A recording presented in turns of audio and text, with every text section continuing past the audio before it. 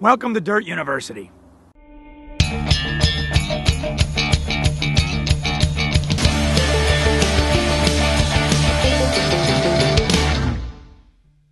Let's talk about dirt. All kinds of dirt, right? Natural dirt, clay dirt, black dirt, sandy dirt, brown dirt, all kinds of dirt. That's why different plants grow different areas. Different plants like different kinds of dirt. Now, we're down here in the Mud Bay Flats, where the dirt usually is more of a silty. So it's gray, kind of browny water, and then it settles out here in the flats. So it's kind of clayey, and it's heavy, it's dense, not really porous. But it's rich, a lot of nutrients, but it's kind of heavy, right? And then you get areas here where you get these patches of black soil. Now what that is thousands of years ago, you had these swampy areas like this here, where the water, because the ground, the natural soil is heavy.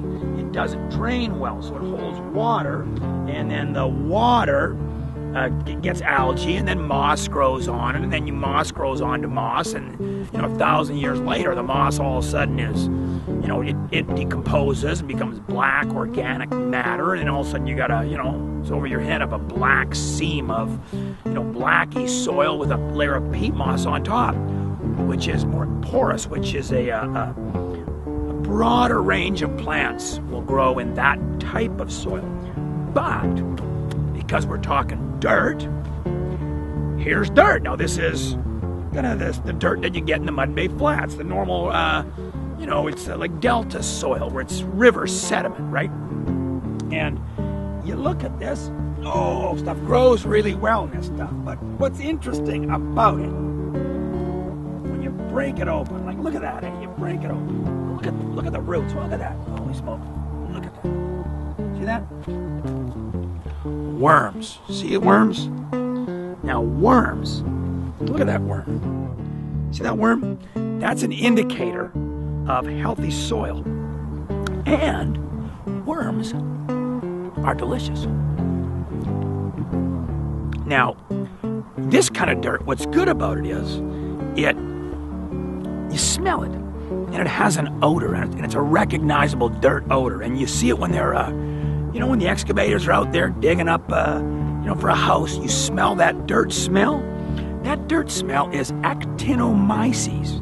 Now, actinomyces is a bacteria that lives in the soil, and it's part of a rich soil. It helps break down all the nutrients in the soil so that the plants can take them up, and there's a lot to be had about these bacteria in soils. People are scared of bacteria, but no, soil is, a good soil probably should have like 60 to 70 different bacterias in there, right? And actinomyces just hit me as we're walking there because it has that odor, which is kind of cool. And I like that smell of that dirt odor. But there's other ones which is important, like rhizobium. Now, rhizobium, plants cannot use nitrogen as a gas form, can't use it. Now, plants require nitrogen, but they can only use nitrogen in the form of nitrate, which is 3 atoms of nitrogen.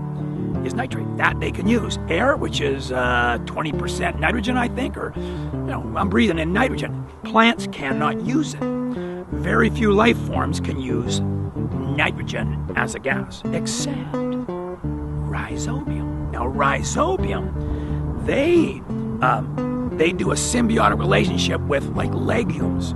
They feed off the energy, the carbohydrate in the roots.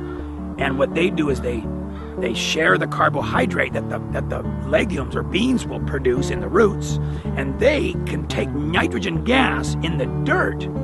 They will take that in and convert it to nitrate, which is what the beans need, a lot of nitrate. So the beans get the nitrate from the rhizobium, and the rhizobium get the carbohydrate from the beans, and they just thrive together, and rhizobium is a very important bacteria in soil. So good soil, rich soil, is going to have those kind of bacteria in there.